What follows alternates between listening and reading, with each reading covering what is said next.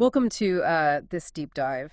And I gotta say, this one is it's a bit different. It's heavy, it's heartbreaking, and it's a case that just gets under your skin. We're diving into the disappearance of Andrew Gosden. Yeah, it's a case that really challenges you to think differently. You've provided us with so much material, articles, interviews, even a podcast episode specifically on Andrew, and it's all so complex. Right. Andrew was just 14 when he vanished back in 2007. But this isn't your typical runaway story. He was a gifted student, happy at home, no signs of trouble whatsoever, and yet he meticulously planned this one-way trip to London. He even withdrew all his savings, changed clothes before heading to the train station. It really is fascinating. London is, as you know, one of those surveilled cities in the world, Yeah. and yet he just disappeared. It's like he vanished into thin air. So where do we even begin? I think we have to start by understanding who Andrew was before that day. We have to try and get a sense of his world. Absolutely. He was a remarkable young man, wasn't he? We know he excelled in his studies, Yeah. especially math. I mean, he even won competitions at a European level. Definitely gifted. But what I find interesting is that detail about the oak tree that he and his dad planted together. Growing an oak from an acorn, that's not a quick project. Do you think that speaks to a certain patience, a quiet determination in Andrew? It does, doesn't it? You wouldn't associate that kind of dedication, long-term thinking with someone who's about to make an impulsive decision like running away. Mm-hmm. It's almost like a metaphor, this slow, steady growth of the oak tree versus his sudden, inexplicable disappearance. And his family life. It seems they were incredibly close. Family dinners, holidays, shared interests like music. There's no hint of a troubled home life, right? None at all. His parents, his sister. Everyone describes a loving and supportive family environment. It really throws those typical assumptions about runaway cases out the window. Okay, so if we're ruling out a troubled home life, what happened on the morning of September 14th, 2007? Let's walk through the events of that day. Well, it seemed like an ordinary Friday at first. Andrew gets up, leaves for school in his uniform, just like always. But then minutes later, he's back home. He changes out of his uniform and into jeans and a Slipknot t-shirt. Wait, so he goes back home. Why? That's one of the big questions, isn't it? And it gets even more curious. He withdraws 200 pounds from his bank account Yeah. and takes his PSP. But here's the thing. He leaves behind essentials, like a jacket, and the charger for his PSP. A charger? Okay, that's weird. Why even bother taking the PSP if you can't charge it? It's like he was packing for a short trip but didn't want to take too much. And if he planned this, why not just tell his parents he wanted to go to London? They weren't unreasonable. They'd even offer to let him stay with his grandmother there over the summer. That's what makes it so perplexing. It's a mix of planned and unplanned. Was he going to meet someone? Did something happen that morning that made him decide to leave? We just don't know. And then there's the train ticket. He bought a one-way ticket to London's King's Cross station. He even refused a return ticket when it was offered. That seems very deliberate. Was he making a statement? Cutting ties. It's hard to say. He was a quiet, shy kid who loved routine and the comforts of home. To just vanish into the chaos of London seems so out of character. Yet that's exactly what he did. He arrived at King's Cross and then nothing. Despite all the cameras, there's no footage of him leaving the station. It's like he stepped into another dimension. It really is. And this jarring contrast between his character and his actions is what makes this case so captivating, so frustrating. The police initially focused on the runaway theory. It's understandable, right? A teenager disappears. It's the first thing that comes to mind. Oh, of course. They interviewed the family, checked Andrew's usual haunts, even Whitby, which was a favorite family vacation spot. But nothing turned up. And his family, they knew this wasn't like Andrew. They were convinced he wouldn't run away. They were adamant about that. They knew their son. They knew he had no reason to run away. And that belief fueled their relentless search efforts, which continue to this day. And those efforts, they were extraordinary. I mean, they put up missing person posters all over London, appeared on TV, even hired a sonar company to search the Thames. They did everything they could to find him. Absolutely. Yeah. And all this while dealing with unimaginable grief and frustration. It's heartbreaking. Kevin Gosden, Andrew's father, even attempted suicide, driven to despair by not knowing what happened to his son. That's just devastating. It is. But despite all the dead ends, they never gave up. They kept Andrew's story in the public eye, hoping that someone somewhere would come forward with information. And over the years, there were glimmers of hope, right? Weren't there some unconfirmed sightings and anonymous tips? There were, and even that interesting online encounter with someone calling themselves Andy Rue in Lincoln. Each lead, though, ultimately led nowhere. So much hope dashed again and again. And then in 2021, after 14 years of silence, there was a major development. Two men were arrested on suspicion of kidnapping and human trafficking. Could this be it? Had they finally found the people responsible for Andrew's disappearance? It was a huge moment in the case. The investigation was extensive.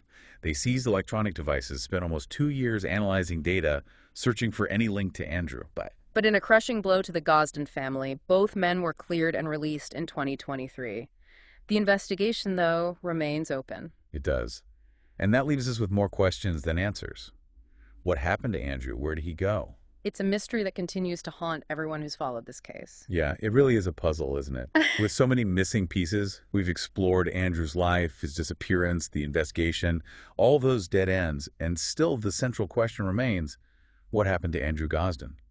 It's a question that haunts not just his family, but anyone who really delves into the details of this case. And it seems like every possible answer just leads to another dead end. Let's talk about the theories, the possibilities that have been considered over the years. The runaway theory. On the surface, it kind of makes sense. He left his uniform, took some cash. It's tempting to go there, isn't it? Yeah.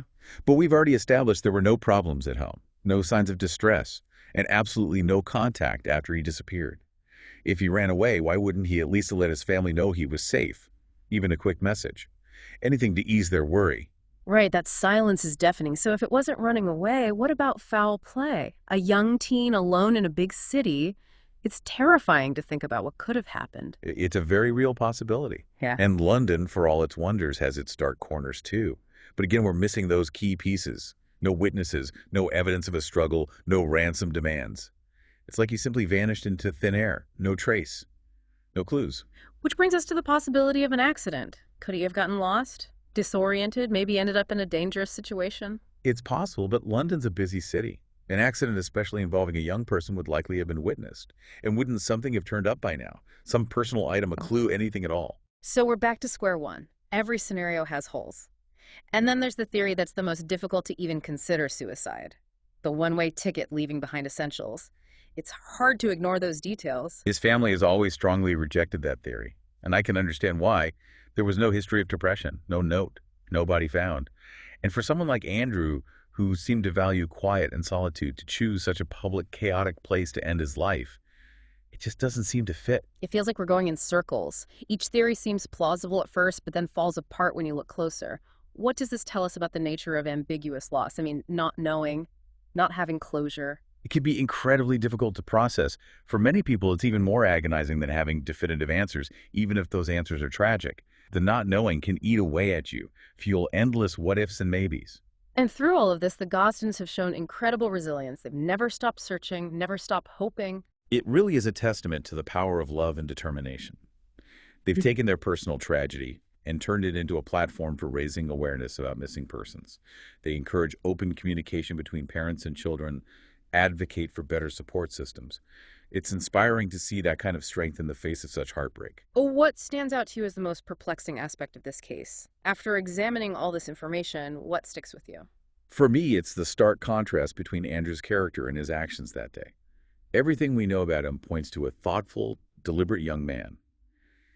But his disappearance is shrouded in inconsistencies. It's almost like there's a hidden layer to this story, something we haven't uncovered yet. Like he was playing a role, but we don't know why or for whom. It's chilling, honestly. It does make you wonder, doesn't it? Was there a side to Andrew that no one knew about? Or was there something, some external force that pulled him away from his world without a trace? Those are the questions that linger, aren't they?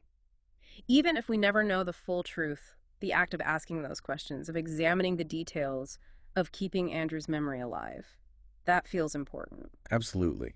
The Gosden family has fought tirelessly to ensure Andrew's story isn't forgotten, that he remains a symbol of hope for other families facing similar tragedies. They even kept his bank account active, adding money to it over the years, just in case. That's a powerful gesture, a reminder that even when faced with overwhelming uncertainty, a flicker of hope remains. And then there's the oak tree he planted with his dad. It continues to grow, and it even bears acorns now. It's a beautiful symbol of life, enduring of growth, persisting even in the face of loss. It makes me think of those acorns as a metaphor for Andrew's legacy, the seeds of awareness and hope that his family have planted through their tireless efforts. Their story has touched so many, brought attention to the issue of missing persons, encouraged open communication. Their dedication to turning their personal tragedy into a force for good is remarkable. It forces us to confront the fragility of life, the randomness with which tragedy can strike. In a world of constant surveillance, it's a stark reminder that people can still vanish, leaving behind only echoes of their existence. Yeah, and sometimes those echoes are the hardest part. The Gosden family has endured so much. The speculation, the false leads, the constant ache of not knowing. It's hard to imagine carrying that weight for so long. Yeah, it's a burden no one should have to bear. But what they've done, turning their pain into something constructive, it's remarkable. They've become advocates for open communication, urging parents to really talk to their children to create a safe space for young people to share their struggles, their fears, their dreams. It's a message that resonates deeply, especially today, when so many young people face pressures we couldn't have imagined back then. Andrew's story reminds us all to really listen, to pay attention to those subtle signs that something might be amiss. Yeah, sometimes those signs are easy to miss, masked by everyday life. We assume everything's fine, but underneath Andrew's case reminds us that even those who seem well-adjusted, who excel in school and have a loving family, can still be struggling with something we don't see. It challenges those assumptions we often make about people, especially young people. We think we know them, understand their world, but there's always more beneath the surface. Exactly. And while we may never fully understand what led Andrew to that train station, we can honor his memory by continuing to ask questions, seeking answers, and supporting organizations like Missing People. They work tirelessly to reunite families and bring some measure of peace to those who are left behind. It's a reminder that even in the darkest of times, there are people fighting for the light, working to prevent others from experiencing this kind of pain. If anyone listening wants to learn more about Andrew's case or support these vital organizations, we've included links in the show notes. It's a case that stays with you, makes you think about the world differently. It's a reminder of how quickly life can change, how precious those connections are. And in the words of Kevin Gosden, Andrew's father, we hope that awareness of his case bears the fruit, that others are helped to find positive solutions in their lives, and that other families are spared the pain that too many of us live with every day. Thank you for joining us for this deep dive. It's been a heavy topic, but one that deserves our attention, our empathy, and our continued search for understanding.